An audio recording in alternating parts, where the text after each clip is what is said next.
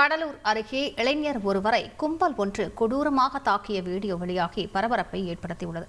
கூடுதல் தகவல்களை செய்தியாளர் தேவநாதன் வழங்கிட கேட்கலாம். தேவநாதன், வணக்கம். என்ன நடந்தது? எதற்காக அந்த இளைஞர் தாக்கப்படுகிறார்?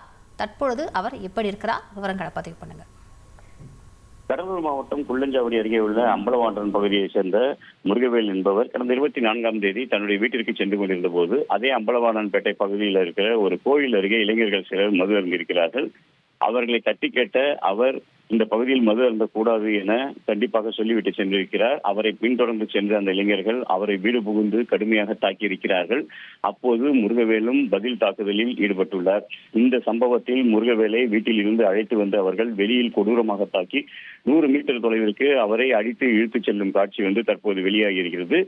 இந்த சம்பவம் குறித்து 2 தரப்பினரிடமும் இருந்து புகாரை பெற்ற போலீசார் தற்போது இந்த சம்பவம் தொடர்பாக இரு தரப்பையும் சேர்ந்த 4 பேரை இதுவரையில் கைது செய்திருக்காங்க. தொடர்ந்து இது தொடர்பான புலன் விசாரணை மேற்கொள்ளப்பட்டு வருவதாகவும் காவல்துறை தரப்பில் தெரிவிக்கப்பட்டிருக்கு.